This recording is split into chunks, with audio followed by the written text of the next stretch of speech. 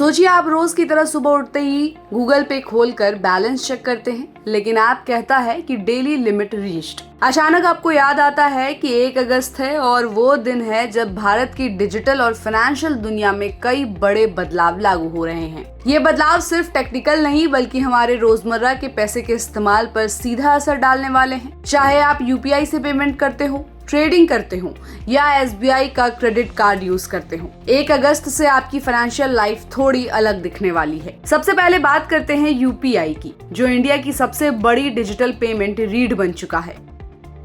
NPCI यानी कि national payments corporation of India ने यूपीआई प्लेटफॉर्म्स को और ज्यादा फास्ट, सेफ और सर्वर ओवरलोड से फ्री बनाने के लिए कुछ नए नियम लागू किए हैं। अब यूजर हर दिन एक यूपीआई ऐप पर सिर्फ 50 बार बैलेंस चेक कर पाएंगे। यानी अगर आप जीपे, फोन पे और पेटीएम तीनों यूज करते हैं तो हर ऐप पर 50-50 बार चेक कर सकते हैं, लेकिन उससे ज्यादा नहीं। वहीं किसी ट्रांजैक्शन का स्टेटस अब आप 3 बार से ज्यादा चेक नहीं कर पाएंगे और हर बार के बीच कम से कम 90 सेकंड का गैप जरूरी होगा। इसका मतलब है कि आप बार बार कहां पैसा अटका है टाइप करके चेक नहीं कर पाएंगे। इसके अलावा अब आप अपने लिंक किए गए बैंक अकाउंट्स की लिस्ट एक दिन में सिर्फ 25 बार देख सकते हैं। ये कदम एपीआई ओवरयूज और फ्रॉड को कंट्रोल करने के लिए लाया गया है। यूपीआई से जुड़ी एक और बड़ी बात ये है कि अब जब आप किसी को पैसा भेजेंगे तो उसका सिर्फ नाम नहीं, उसके बैंक का नाम भी दिखाई देगा।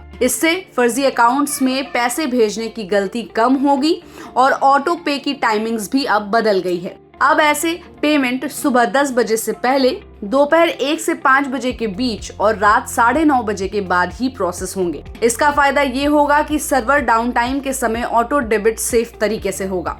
अब बात करते हैं शेयर बाजार की, तो 1 अगस्त से आरबीआई ने मार्केट रेपो और ट्राई पार्टी रेपो यानी कि ट्रेप्स की ट्रेडिंग टाइमिंग बढ़ाकर शाम 4 बजे तक कर दी है। पहले ये मार्केट 3 बजे तक खुलता था।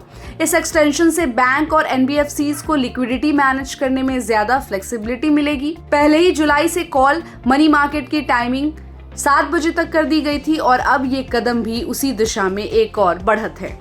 उधर एसबीआई ने अपने कुछ को ब्रांडेड क्रेडिट कार्ड्स के साथ मिलने वाली free air accident insurance cover, जो कि 50 लाख या 1 करोड़ रुपए तक होती है, उसे बंद कर दिया है। अगर आप एसबीआई का एयरलाइन कार्ड इस्तेमाल करते हैं तो अब उस फ्री कवर पर भरोसा मत कीजिए, ये सुविधा हटाई जा चुकी है।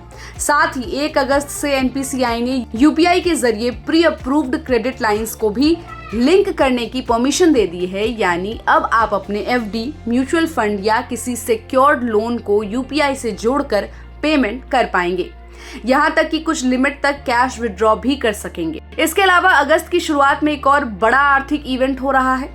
आरबीआई की एमपीसी यानी कि मॉनेटरी पॉलिसी कमेटी की मीटिंग 4 से 6 अगस्त के बीच होगी, जिसमें फैसला होगा कि रेपो रेट घटेगा या नहीं। इसका असर होम लोन, कार लोन और आपकी ईएमआई पर सीधा पड़ेगा। वहीं फ्यूल प्राइसेस जैसे एलपीजी, सीएनजी, पीएनजी और एविएशन फ्यूल की भी अगस्त में समीक्षा होनी है, जिसका असर घरेलू बजट और ट्रेवल कॉस्ट पर साफ दिखाई देगा। कुल मिलाकर 1 अगस्त 2025 से आपकी फाइनेंशियल लाइफ में छोटे छोटे लेकिन जरूरी बदलाव आ रहे हैं। ये सारे बदलाव डिजाइन किए गए हैं ताकि डिजिटल पेमेंट इकोसिस्टम ज्यादा प्रोफेशनल, स्मूथ और सिक्योर हो सके।